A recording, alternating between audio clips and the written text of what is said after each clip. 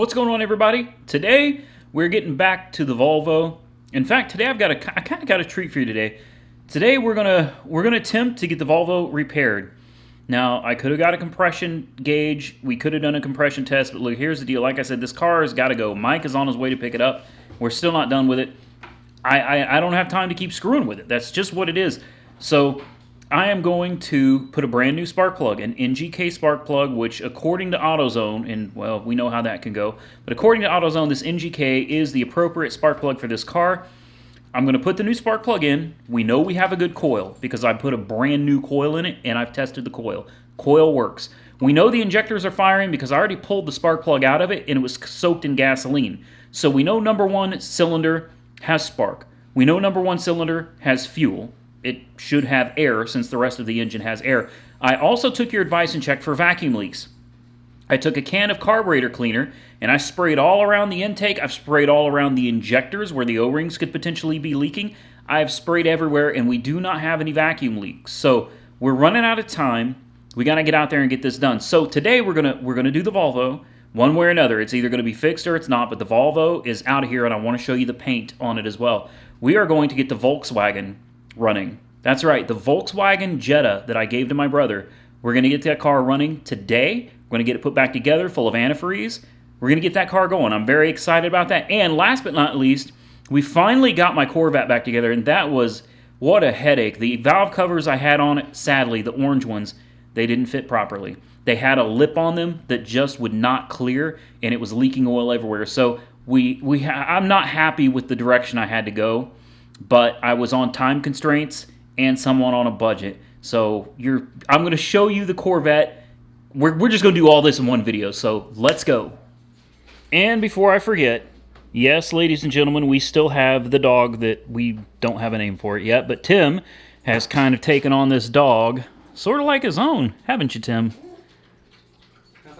He has. He seems to love the dog, and the dog seems to really love him. Definitely likes him more than me. We got the dog food, so she's got plenty of food. She can eat as much as she wants. Isn't that right, sweetheart? And she's really thirsty. Goodness. Come here. Hey. Well, fine. She doesn't want to talk to me. Come here, doggy dog. Come here. Hi, baby. Hi, baby. Oh. Right into the lens. Good girl. What's your name? What's your name? Blue Eyes? Blue Eyes? Yeah. She's such a sweet dog. And she's real good in the house. I'm really impressed. She's definitely a puppy. We're going to have to get her down to the vet and make sure she's got all of her vaccinations and stuff. These dogs got to quit coming to me. I'm not the damn city. What do you call that place you take your dogs? The Humane Society. I'm not the Humane Society, but I can't stand to see animals stuck out on the street like that. So, yeah, she sees me going outside. She's going to try to book it and escape. Check out all the crap that we broke out today for the vet. We've got the timing light. We set the timing to 10 degrees before top dead center. Had to restab the distributor because the distributor was in crooked, and I ended up, it was just the oil pump drive gear got turned on it. So I straightened that out, and we got it straightened out. Look at this. This thing is effing amazing. This is the Innovate, and I believe it's, what is this, the LM2? Look on the back here. Yeah, this is the LM2. This thing was about $400, $450, but because I have true dual exhaust on my car, no X-pipe, no H-pipe, no crossover pipe, and it's got an induction pickup, power adapter, we were able to put this thing into each. You take your oxygen sensor here. We were able to put this oxygen sensor into each exhaust pipe and make sure that we got the air-fuel ratio set to around 14.7. Now it fluctuates. It's not perfect, but we got it pretty dang close. So here's what we got here today. Here is the plug that came out of it. And I mean, it doesn't look bad to me. And here's the plug that we're putting in it, which is the exact same plug. So I don't know. We're just going to swap that out and see if the misfire goes away. Okay, it's time. I don't do this without you guys. I got the key right here. And it's do or die, man. As much as I would love to spend more time working on this and trying to figure out what it is, I don't have the time to keep spending on such a cheap car that's not going to net a very big profit to begin with. No, still got a misfire. I've done everything I can. There's nothing more I can do. Damn it. That's disappointing. But what's not disappointing is this C-Reader OBD2 scanner number 3001. This little thing may be small, but don't judge it by its size, gentlemen. Judge it by its capabilities. Check it out. Here's some of the features on the back. Specifications. All right, you can pause it. Now let's go try it out, because Launch has... They're working with me. I really appreciate these guys over there, and they want to send some of you these code readers. I'll have to select at random, so what I'll do is, if you're interested in one of these code readers, I need you to leave a comment below and just say something like interested. And I will randomly select a few of you, and you'll get the code reader free of charge, shipped to your address. How about that? Now let's get out here and run a diagnostic on the Volvo. All right, ladies and gentlemen, so we just cleared our codes using this handy-dandy C-Reader 3001, brought to you by Launch. They make some great products, guys. They really do. I've got the 3001 right here, and I've also got one they sent me a while back, the 6001. This is a great code reader, too. So what I'll do is, for those of you that do not get lucky enough to win the 3 or so that they plan on giving away, I will have a link in the description. This is not a very expensive code reader, and this one is actually pretty dang good.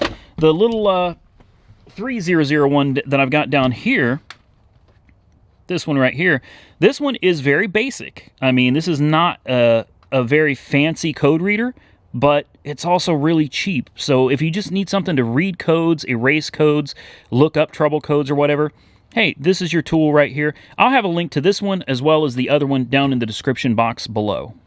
All right, so I wanted to show you guys how this car came out once we got all of the plasti dip off. And I'm sure you can see she's not perfect, which is probably why it was plasti dip. But quite honestly, I prefer to show the flaws rather than cover her up with some ugly blue. You can see, I don't know what happened here. I don't know what that is, but yeah. And the same thing, we got some clear coat peel up here and some more right here, and then even worse right here. And I know this looks blue. We've tried everything. We cannot get this blue tint out of here. Now the roof actually came out really, really nice. I was surprised that we were able to get all of the blue off of it.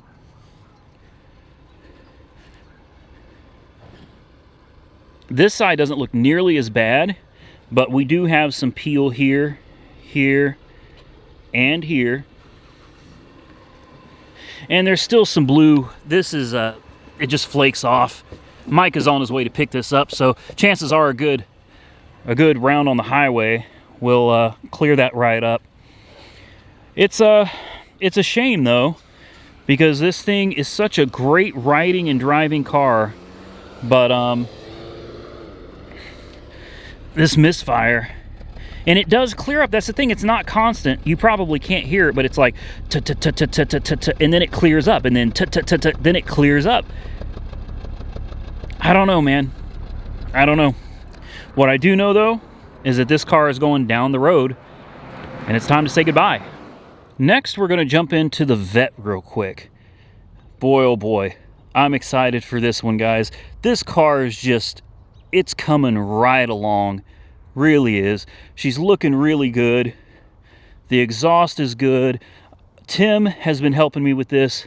And look, we got the T-tops off because it's 70 degrees today, right? Absolutely. Let's fire it up.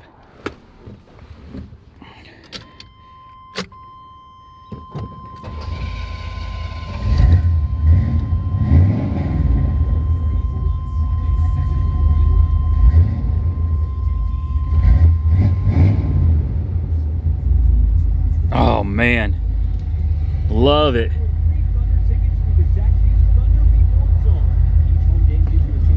All right, let's take a look under the hood here. You guys are gonna hate me for blinging her out. It was cheap. It was cheap. There she is, all blinged out. I'm telling you, I feel bad, I do, because that orange with the black Chevrolet just looked so sweet. And I took your advice. Believe me when I tell you, I listen to you guys. I do. You said that that other air filter was a fire starter, and I heard it from some local people too. My exhaust guy, Tim, he told me, he said, get rid of that thing. It'll burn that car to the ground. So we got rid of, this is not a 14-inch, it's a very small 10-inch, because there are clearance issues between the hood and the air filter. The 14-inch air filter, because it's dropped, it tends to run into my HEI distributor here. So that could be problematic. But look at these beautiful, beautiful Jag headers, man. Gorgeous. I think you got more of the dipstick than you did the headers there, but absolutely beautiful. She's running great. She's looking great, and I'm really enjoying driving this car. Let's give you a quick exhaust note with the new headers.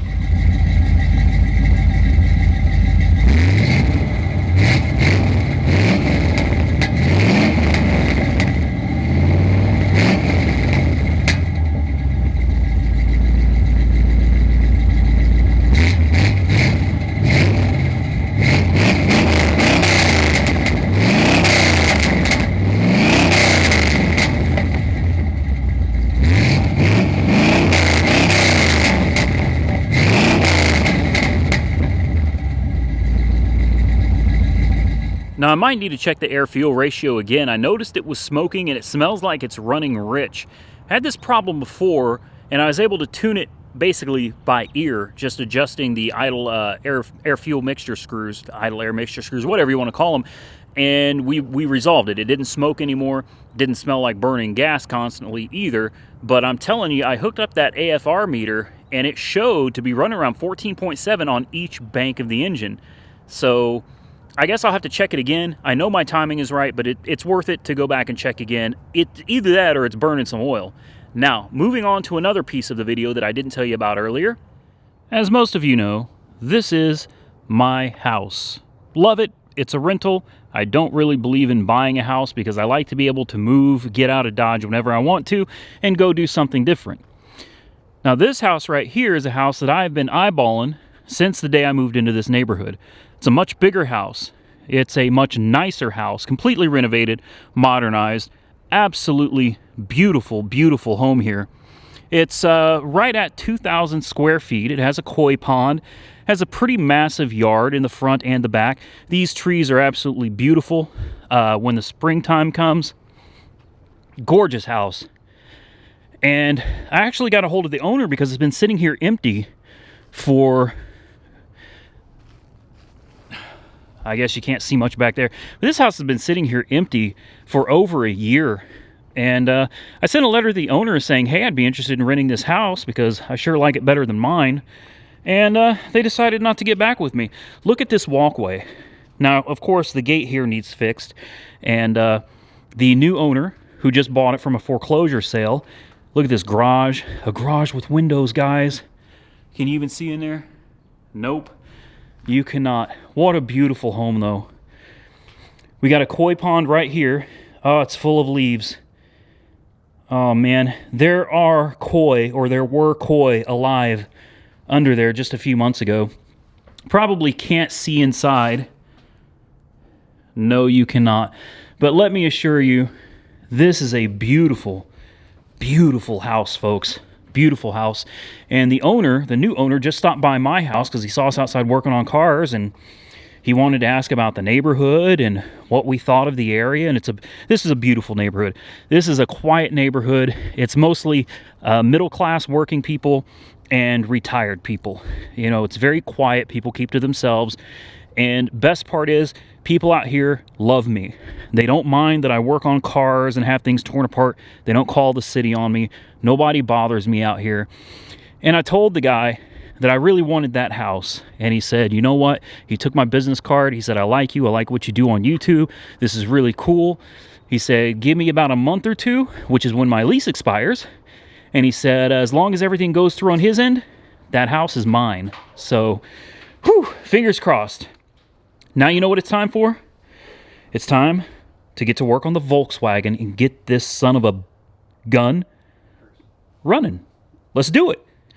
All right, so in case you haven't been around to know about the money pit, I'm sorry, I'm thinking of Sam Crack's video. In case you haven't been around to know about this Volkswagen Jetta we picked up from Copart, God, this was a donation. It does run and drive. We've had it on the highway and everything, but the heater core is so bad that it literally fills the car with steam. It's impossible to drive it. It's really bad. So what I was going to do originally was bypass the heater core, and then what we had was a catastrophe. Where's that new pump at, Tim? The one we just got from Pull Apart. I'll show you guys what happened. So in short, what happened is we were going to bypass the heater core, and this hose snapped off. Not the hose, the whole piece snapped off of the pump assembly. That left me in a bad mood, left a sour taste in my mouth, at which point I said I'm done, and I gave the car to my brother, Tim. Say hi, Tim. Okay, so I gave the car to Tim, and he's been working, and we went out today and we got some parts. So here is another auxiliary pump, and we are going to bypass the heater core. So this hose right here actually runs to the reservoir. So that's not a problem. We're going to take this off. We're not even going to use this part. We're going to use the original one. We bought a piece of hose and a coupler, basically like a T-junction, but not a T. It's just a splicer.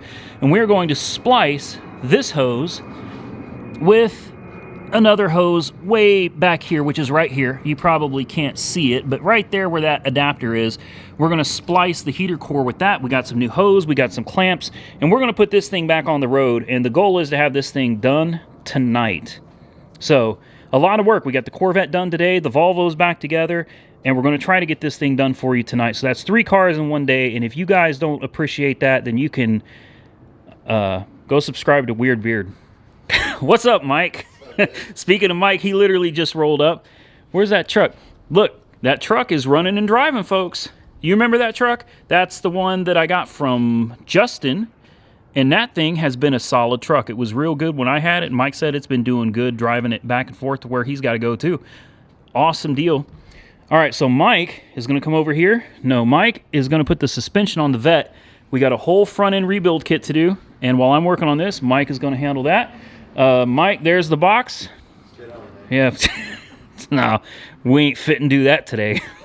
We're fixing to get him a video out, and then he's taking the Volvo. Right? Are you taking the Volvo? Yeah. So sweet. Goodbye, Volvo. It's been nice knowing you. All right, so we put it all back together, and big shout out to JNC Jump and Carry for this amazing booster pack. I'll never stop thanking him for this thing.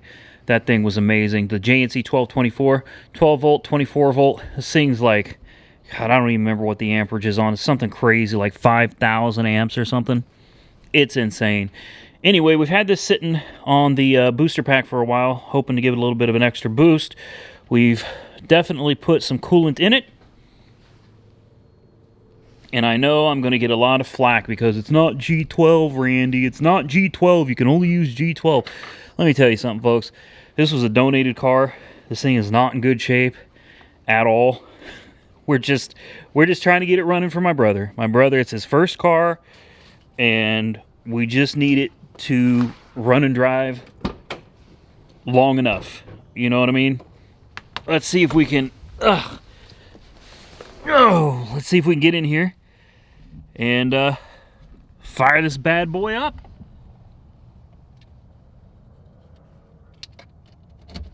First start. It hasn't been started in, well, it's been sitting here a couple months.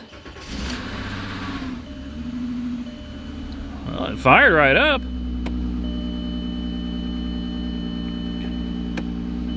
All right.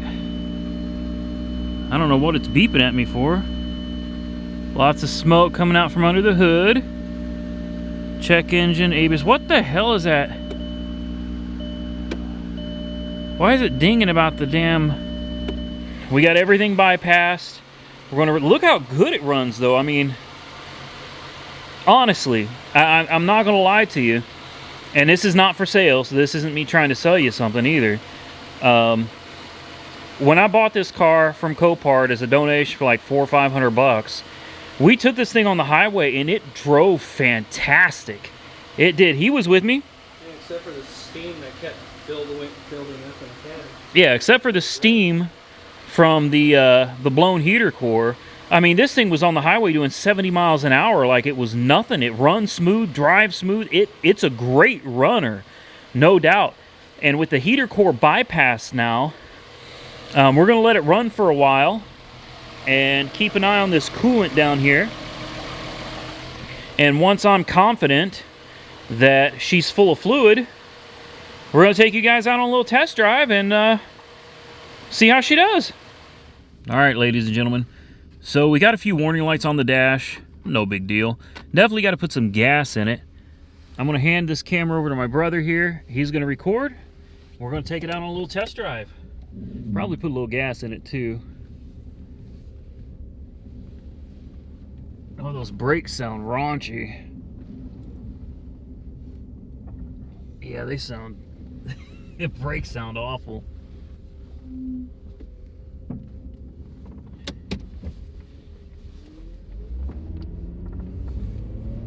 At least they're not screaming like they did a minute ago. You can just hear the the rust grinding on the rotors. Man, it really does. It drives straight as an arrow. It's got a pretty solid suspension. And it's up to operating temperature. It's not overheating. The coolant fans are kicking on.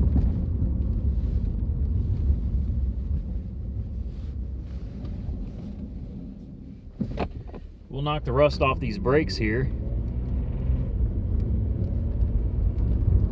It's a zippy little car. Truly is.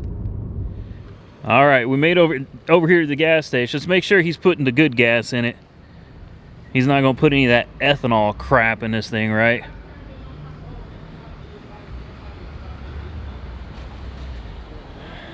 None of it contains ethanol. Oh, there's no ethanol here at all? Nope. No, look at that. Which would you recommend? I would put just... 87? Well, let's see what it says it prefers here. Unleaded fuel only. Of course. Premium. Ooh, 91. She wants the good stuff. Good. All right, folks, this is epic. This is Tim putting gasoline in his first car for the first time. Don't make me use profanity in your... Tim has never gotten gas for his own car because he's never had one before. So this is an epic moment. And he's also getting premium unleaded. He got the good stuff, spared no expense.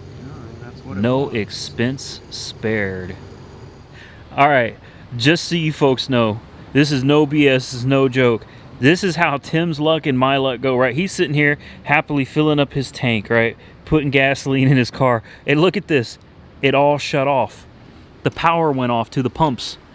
Look, there is nothing on. This machine just died. Wait, there it goes. It just came back on video. Oh, dude, I swear to God, if they reset me. Oh, wow. How many of you have ever seen a gas pump shut off in the middle of fueling and reset itself? This sucker rebooted. It rebooted. Maybe they rebooted it. Look at this. Man, if this cancels my transaction, I got to start over again in there. Okay. It's doing something. Hold on. Well, this thing boots up as slow as an 8088, man. The old XT. This thing's running like 5 megahertz. Come on. All right, I guess we got all the gas we're going to be getting because this thing is not turning back on. Like, nothing's working on here. The other pump is working just fine. I don't know if you can see the screen all lit up over there on that one. But, yeah, I guess that's the car god's telling us we don't need any more gas. This thing's got all the gas she's going to get. Well, not bad. We've got over half a tank, and it's still not overheating, so that's a good sign. So you know what it's time for? It's time to take it on the interstate and really put it to the test. Take it on a quick 2-mile trip. We'll go 1 mile down the interstate, 1 mile back, and we'll get it back to the house. And if everything is good, then I guess this will become Tim's car as soon as we get all the paperwork signed over to him. Let's do it. All right, ladies and gentlemen, moment of truth. On-ramp. Well, I think those are lifters chattering. Sure hope so. They chatter good too, don't they?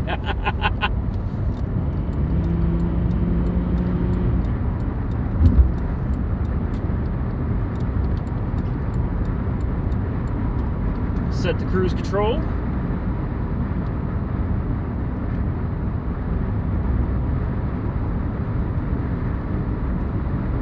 And that's it. We're on the highway, 65 miles an hour, folks. Cruising in the Money Pit Jet. I keep thinking of Sam Crack's Jetta. Thankfully, I think all in all, we only have about $700 into this one, so we're not doing too bad. And this has a clean title. I don't know. What do you think, Sam? Sam Crack, comment below. What do you think of my Money Pit Jetta? Okay, it's not mine. It's my brother's, Tim's. We're doing good, folks. Temperature gauge is perfect. The ABS light went out on its own. She's cruising. We'll get off on the next exit, turn around, and head back to the house. Tim had to get liquor. All right, we made it back to the house, and all is well. As you can see, we drove 12.4 miles. Temperature's holding, no leaks, everything is good. Whoa, blinding you here. I did take the liberty of running the fault codes using the X431 Pro Mini. This is just a must-have when you're dealing with some of these German cars, man. Mercedes, BMW, Volkswagen. These things have, these things have such complicated systems. You really got to have a good code reader for this. So, engine control module. Let's have a look and see what we got there. I don't believe the engine control module is anything to be too concerned about. In fact, I think if I remember right, it was the secondary air injection pump, and that's not even something that I would bother screwing with, to be quite honest with you. Yeah, secondary air injection solenoid valve open. I don't know. I don't think that's important. I think that's for the secondary air injection pump. So apparently it's stuck open, or the circuit is open and it's not making a connection. That may be something to look into, but I don't think that'll cause any performance issues. No faults with the transmission control module, no faults in the brake. We did get a fault with an airbag, which is interesting, because we don't have an airbag light on. So maybe it's a pending code or something, or maybe the airbag light is burned out. No, the airbag light just came on the dash when I ran the diagnostic. So we will read the diagnostic trouble code. Just says supply voltage signal too low. No dashboard codes, no gateway codes, no immobilizer codes, but we do have 13 fault codes in the central module comfort system. Yeah, no kidding. The central module comfort system has been a huge pain in my you-know-what before with the Audi A4 Cabriolet. So this should be an interesting one, mainly because it's got so many codes. We've got, okay, voltage supply low, circuit to ground, voltage supply low, no adjustment or incorrect adjustment, motor for windows, right rear interior lock, front left window switch, motor, left door, right door. Okay, yeah, well, hey, it is what it is, man. Hey, at the end of the day, she made it home, and it's running well with no more leaks. Well, hi there. What do you want, huh? What do you want? Oh, you're such a beauty. You're such a beauty. Yes, you are. You starting to like me? Are you starting to like... Oh, you're a cutie pie. You're a cutie pie. Yes, you are. Yes, you... Oh, whoa. Oh, big yawn. Big yawn, you beautiful girl. You beautiful girl. Yes, you are. Are you happy? Are you happy? Maybe that's what we should call you, is Happy, huh? Want to go to the vet? Want to go to the vet? You can't live here without shots. Gotta get your shots. All right, come on. Good girl. Good girl. You want to do the outro? Outro? You want to do the outro? All right, ladies and gentlemen, that is a wrap. I hope you enjoyed this video, and if you did, please give it a big old thumbs up. I would absolutely appreciate it. If you do not follow me on Instagram, please follow me over on Instagram. It's Auto Auction Rebuilds. It's that simple. I will have a link for you in the description as well as in the comment section. If you're interested in one of those code readers, like I said, comment below, interested, and I think they're going to let me pick 3, and I'll randomly select 3 of you to get those code readers out to. So I appreciate Launch for that, and I absolutely appreciate you guys for watching. Also, big shout out to Mike, aka Weird Beard. If you don't follow him yet on YouTube, Weird Beard. All right, and on Instagram, he is Weird Beard Auto Sales. Go check him out. He is going to be hooking me up. He told me that I was joking about having him do the front suspension. I wasn't even going to ask him to do it. It's not his responsibility. But he said, man, he said, if you want me to knock out that front suspension, I'll go ahead and do it for you. And I was like, no kidding? Bet. Done deal. So I'll be sending the vet down there, and Mike's hooking me up, man. I appreciate you, Mike. Thank you.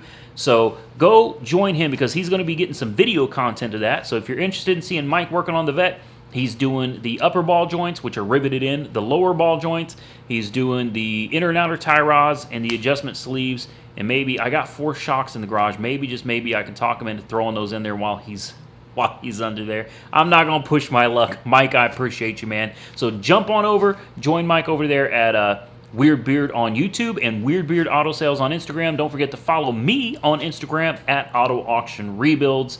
I hope you enjoyed the content. Comment below. Tell me what you thought of doing all this different work today. And that's a wrap. So now I'm going to do something really dramatic like Goon Squad. This is my outro. Ready? Peace! Did that work?